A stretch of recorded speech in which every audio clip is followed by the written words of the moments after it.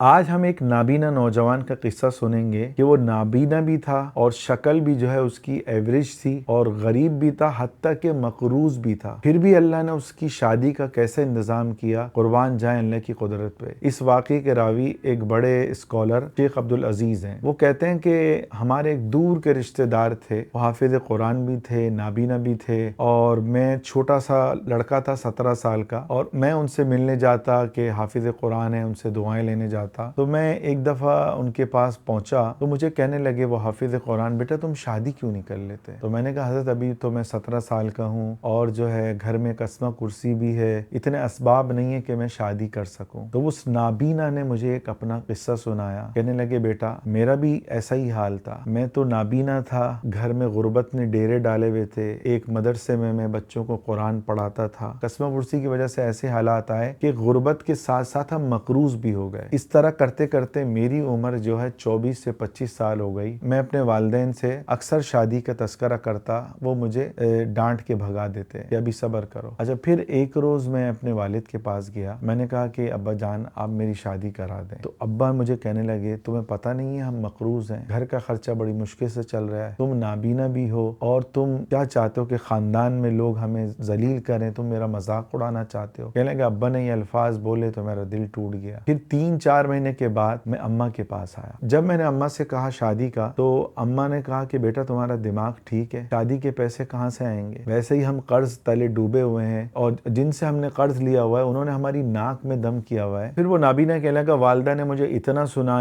سنایا کہ میں رونے لگا، میرے آنسو بہنے لگے، اور پھر میں وہاں سے چل دیا، اپنے کمرے میں آ گیا، اور پھر میں نے سوچا کہ میں کچھ مہینوں بعد دوبارہ بات کروں گا۔ کیوں کہ میں 4 سال سے مسلسل والدین سے شادی کا کہہ رہا تھا، مگر والدین مجھے غربت کا طعنہ دیتے اور اندھے پن کا بولتے۔ پھر مجھے رات کو خیال آیا کہ میں اتنے سالوں سے والدین سے کہہ رہا ہوں تو کیوں نہ میں اللہ سے کہوں، اللہ نے تو قرآن میں اللہ سے دعا کروں، اللہ تو قرآن میں کہتا ہے ادعونی استجب لکم، تم دعا مانگو میں تمہاری دعا قبول کروں گا، نحن اقرب الیہ من حبل الورید، کہ میرے بندے میں تو تیری شہرک سے بھی زیادہ تیرے قریب ہوں۔ وہ نوجوان کہنے لگا میں تہجد میں اٹھا، اللہ سے میں نے رو رو کے مانگا، میں نے کہا اے اللہ تو نے مجھے نابینا بنایا، میں خود سے تو نابینا نہیں بنا، تو نے مجھے بدصورت بنایا، لوگ مجھے بدصورتی کے طعنے دیتے ہیں، میں خود سے تو بدصورت نہیں ہوں، تو آپ نے مجھے غریب بنایا، غریب گھرانے میں پیدا کیا۔ پھر کہنے لگا اے اللہ میں آپ کے حکم پہ راضی ہوں، میں آپ سے کوئی شکایت نہیں کہہ رہا، اے اللہ دوسرے نوجوانوں کی طرح میرا بھی دل چاہتا ہے کہ میں شادی کروں، اے اللہ میں غریب ہوں، نابینا ہوں، اے اللہ میرے والدین عاجز ہیں، اور اے اللہ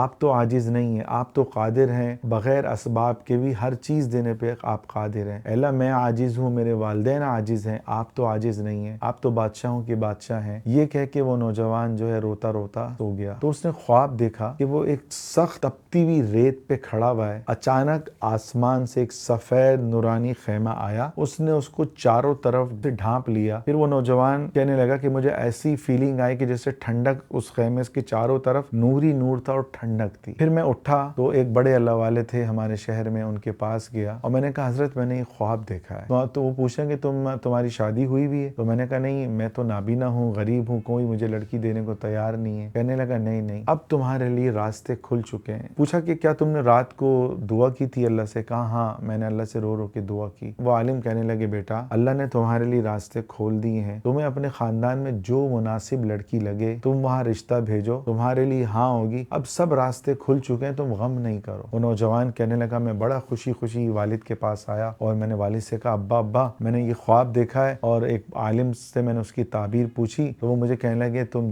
اپنے خاندان میں کسی بھی جگہ رشتہ بھیجو گے اللہ نے تمہارے لیے راستے کھول دیے ہیں۔ تو والد کہنے لگے، والد نے اس وقت بھی مجھے ڈانٹا اور مجھے کہا کہ تم مجھے ذلیل کرنا چاہتے ہو۔ پھر وہ نوجوان کہنے لگا کہ مجھے اپنے ایک رشتہ دار کا خیال آیا کہ ان کی لڑکی ہے، اور پھر میں جو ہے ان کے پاس گیا اور میں نے کہا کہ میں حافظ قرآن ہوں، آپ مجھے جانتے ہیں، فلاں مدرسے میں بچوں کو پڑھاتا ہوں، مجھے جو ہے آپ کی لڑکی سے شادی کرنی ہے۔ تو مجھے کہنے لگے بیٹا مجھے پتا ہے تم تو بڑے نیک ہو، تم نابینا ہو تو کیا ہو گیا، میری طرف سے رضا ہے، لیکن میں اپنی بیٹی سے پوچھتا ہوں کہ وہ راضی ہے کہ نہیں۔ پھر انہوں نے اپنی بیٹی کے پاس گئے، اس کو بتایا کہ فلاں ہمارا رشتہ دار نابینا ہے، بڑے اچھے اخلاق والا ہے اور قرآن کا حافظ بھی ہے اور نیک بھی ہے، کیا تمہارا خیال ہے کہ میں تمہاری اس سے شادی کر دوں؟ تو وہ لڑکی کہنے لگے ابا جیسے آپ کی رضا۔ تو وہ شیخ عبدالعزیز کہتے ہیں کہ اس نابینا نے مجھے یہ واقعہ سناتے ہوئے بتایا کہ اس کے ابا نے حامی بھر دی اور میرا اس لڑکی سے نکاح ہو گیا، اور آج اس کو اتنے سال ہو چکے ہیں۔ تو میرا عزیزوں، کبھی بھی بندہ جو ہے اللہ کی رحمت سے مایوس نہ ہو، کبھی بھی رحمت سے مایوس نہ ہو، بھلے جتنا بڑا گناہگار ہے۔ تو قرآن میں میرا عزیزوں اللہ فرماتا ہے فَإِنَّ مَعَ الْعُسْرِ يُسْرًا، إِنَّ مَعَ الْعُسْرِ يُسْرًا۔ ایک ہی بات کو اللہ قرآن میں، کلام میں